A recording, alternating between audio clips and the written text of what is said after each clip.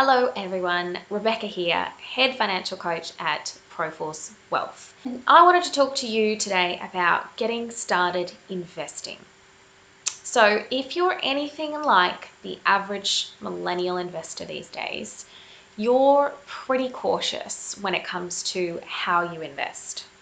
In fact, it's likely you've got at least 50%, but likely a lot more of your money in cash at the bank, and you're generally distrusting of the idea of long-term investing in the financial markets as a way to achieve any real financial success or grow your money, create wealth, as they say.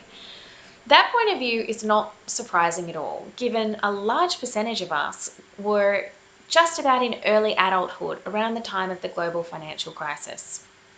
Now, whilst the impact was less severe here in Australia compared with, say, the US at the time, there was still a large number of our parents who felt the brunt of that financial crisis, whether it was taking a hit to their super balances, falling real estate prices, or even job loss, which is a terrible thing.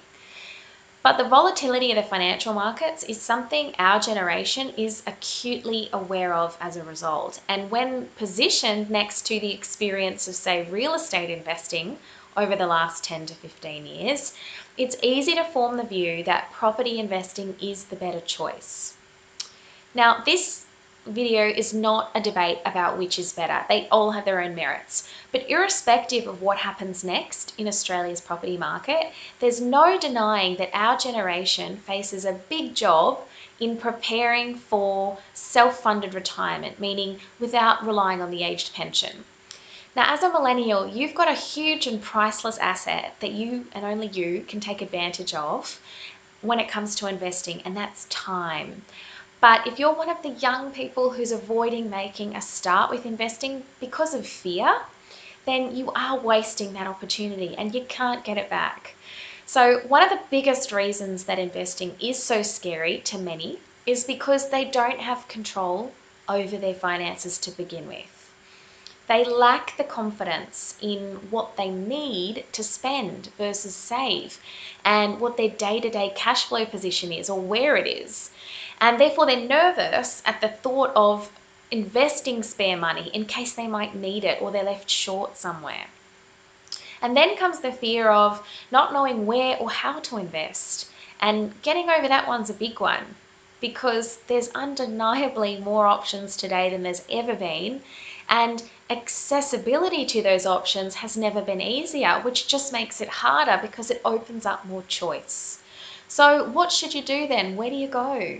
Well, the starting point is this, and always will be, getting in control of your day-to-day finances first. Getting comfortable with living according to some kind of money plan so that you know what you can spend, you know what you can save, and you know what you have available to invest, if anything, right now.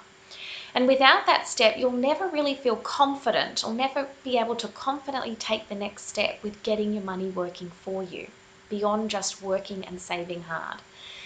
The next thing is getting out of debt, ditching the credit card debt, Afterpay and ZipPay balances that you've got to pay off. You can't consider assigning funds for investment until you've dropped that dead weight right there. You'll never feel confident investing with it hanging around, and it's really not safe to do so either. And the third thing is to start learning. And I don't mean sitting down and reading through investment textbooks in your spare time, or even taking a course on investing. I mean, you're never going to do that. You're busy, you're chasing your career, and you've got a life. So the best way to learn about investing is to learn a little bit and then start doing a little bit of something. And then keep learning more and more and keep doing a little bit more and more. You need to be surrounded by a community that's constantly learning at all different levels on investing in order to truly feel confident to take the next step. Now, I'm talking about a group that has a common interest, where the conversation is always going on, you're learning through others' questions too, and comments, and you've got the opportunity to learn in a structured way when it suits you and when it's relevant to you. And that's a hard thing to get. To get all of that together is a hard thing for one person to pull off on their own. Unless you've naturally got a super investment savvy bunch of friends who like to sit around discussing investing at every social gathering, then you're going to struggle to tick off that kind of community. The kind of community that I'm talking about is necessary to truly learn how to invest on your own terms. So we wanted to create that kind of financial community that could show you what to do, give you the tools to do it yourself, and then be there ongoing to support and inspire you to stay on track, take the next step, and find your own way. So to do that, we created the Perfect Financial Coaching membership just for millennials. And we've integrated the technology, the tools, the advice and support so that you can tap into it all on your mobile phone as much or as little as you like. So if you want to hear more about Proforce Wealth Academy, please click the link below to sign up to our waitlist. We'll notify you once we're ready to launch, and you'll be the first to hear about our special foundation member pricing. I can't wait to share this journey with you and show you how easy it can be to start investing.